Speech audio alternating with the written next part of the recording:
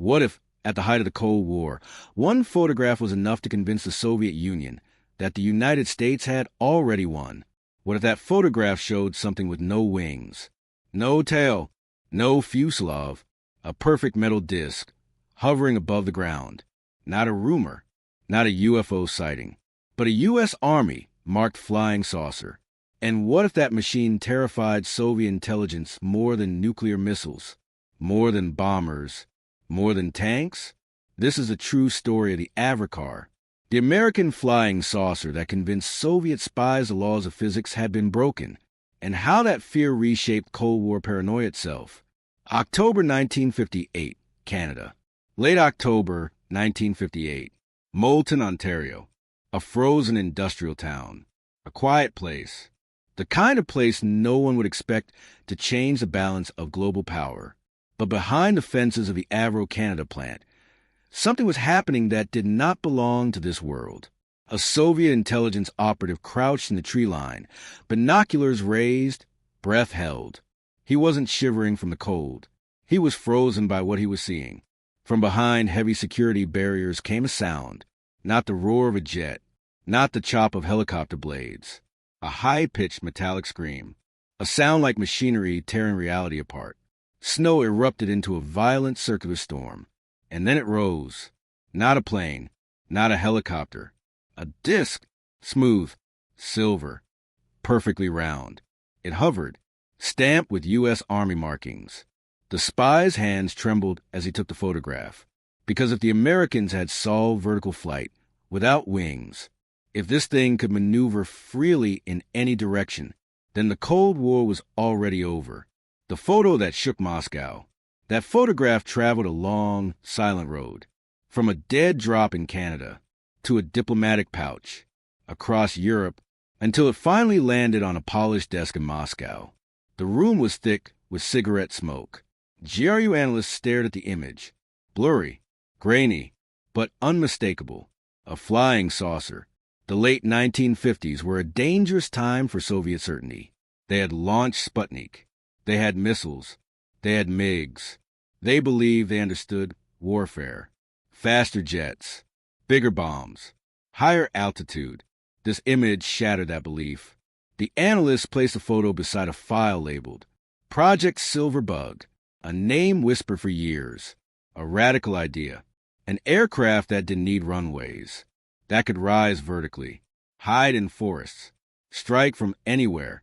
To Soviet doctrine, built on front lines, tank armies, predictable approaches, this shape was catastrophic. A saucer does not turn to fire. It has no blind spot, no obvious radar signature. It changes the geometry of war. Panic by calculation. This was not emotional panic. It was mathematical. Where were the intakes? Where was the exhaust? How did it create lift? The engineers saw no wings, no obvious propulsion. Their conclusion was terrifying. The Americans were manipulating airflow itself. Radial turbines, boundary layer control, Coanda effect propulsion on a massive scale. While Americans laughed at UFO sightings in newspapers, Soviet intelligence saw a brilliant deception. Let civilians mock it. Let witnesses be dismissed as insane. The weapon stays hidden. The KGB did not laugh. They intensified surveillance immediately. The key questions: payload, range, and one word that froze Moscow: nuclear, the flying nightmare. In Soviet war rooms, the theories multiplied. This was not a fighter. This was a loitering weapon, a machine that could hover indefinitely, evade radar, move erratically. A saucer-shaped stealth platform decades ahead of its time. MiGs had to land. Helicopters were slow. But this could sit above a battlefield and never leave. By 1959, orders were clear. Get close. Steal everything. And one name kept appearing in intercepted conversations. John Frost. British. Brilliant. Eccentric. A man known for treating physics as suggestion. He wasn't chasing speed. He was obsessed with air itself. The Coanda effect, air clinging to curved surfaces, a parlor trick turned into a propulsion system. To Soviet engineers, it looked insane. But insanity was exactly what made it dangerous. The screaming disc. Then came the sound. Spies reported it from miles away. Not a roar, a scream, a piercing, chest-rattling shriek that made the air vibrate.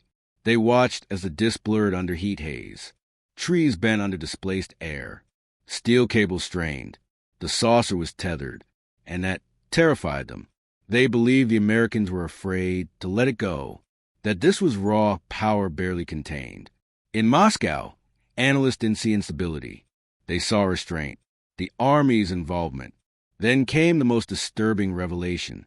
The U.S. Army was funding it heavily, not the Air Force. The Army.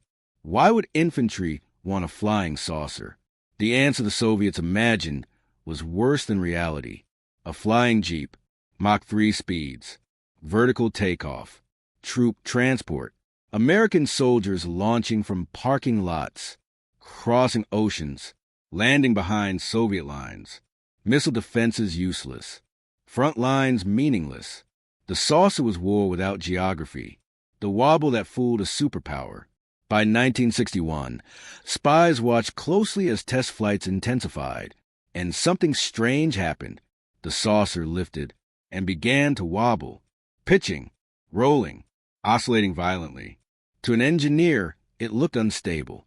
To Soviet intelligence, it was genius.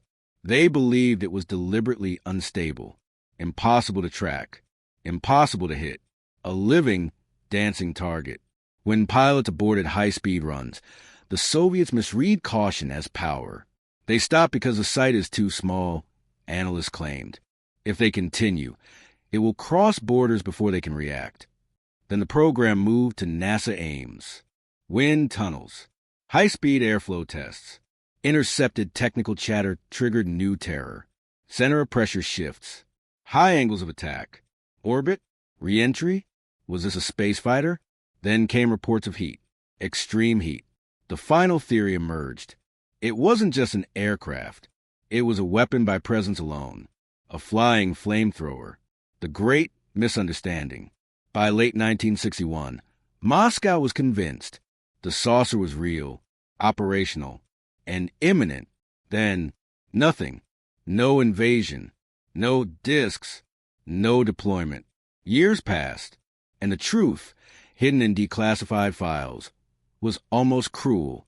The Avrocar wasn't a superweapon. It was a failure, a catastrophic one.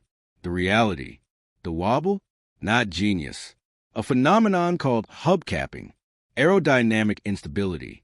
The Coanda effect failed under real conditions. The saucer couldn't climb. It was trapped in ground effect. Maximum altitude, 3 feet. Top speed, 35 miles per hour.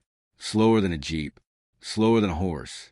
The flying saucer was essentially a noisy, overheating hovercraft.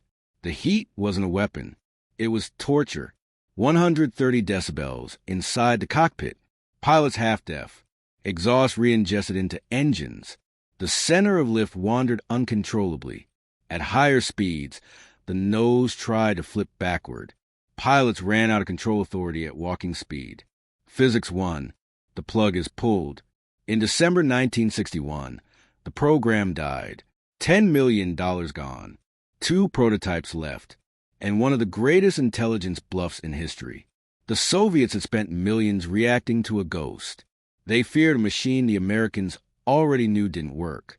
Today, the Avrocar sits quietly in museums, a joke to visitors. But for 3 years, it was the most feared object in the Soviet intelligence world.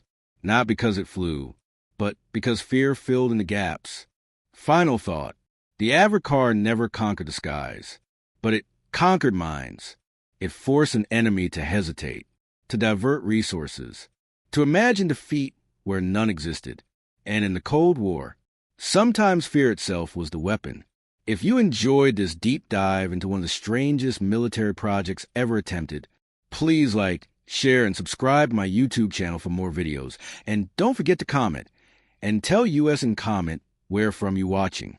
History isn't just about what worked. Sometimes it's about what terrified the world, even when it barely left the ground.